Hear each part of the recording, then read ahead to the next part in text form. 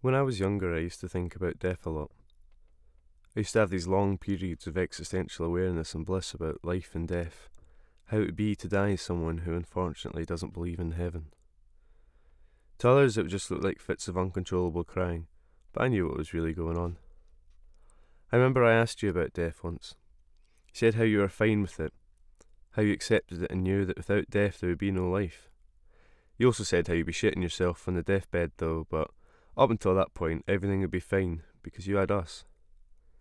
And the importance of that conversation never really hit me until recently.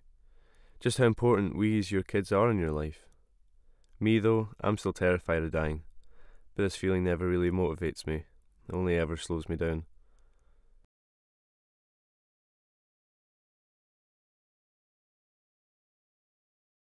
How much am I my father's son?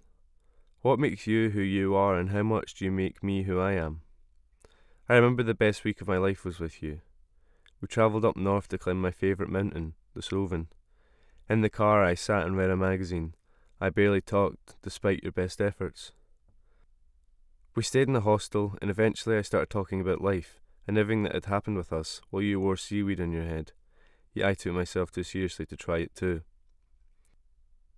Ever since I've been up there I haven't been happy living in the city, but the next week we were arguing like a married couple about how I never seem to care about you. I do, I just never showed it. Your favourite musician is Leonard Cohen, mine Bill Callahan. Mine serving as the soundtrack to my ridiculous melancholic winter depression, where I have to wait till summer until I get to pretend to have fun again. Sometimes I even accidentally do. You're right, I could be bitter professionally, but you're off the hook here. I get that from Mum's side. You always seem a lot happier than me, but I don't really know if you are. I came to understand a lot of things about you recently once I fell in love. I think it came when I thought that you and Mum must have been in love once, the way I am now, or, if this film's been played in the uncertain future, the way I once was. How did you approach her? What were you thinking? I don't even know how you two met. But those details don't make any difference anyway, and the stories are always boring. I wonder how it happened with you though, how you fell out of love. If you ever did, really. I'm terrified that one day I'm going to wake up, look at the person next to me and just not be in love anymore. If it happens, I don't know how I'll cope. I was so angry about everything after the divorce. There used to be a girl at my school that was amazing at the viola. So good she got accepted into prestigious music school. And I was so angry at her for that. I hated her and I didn't even know her.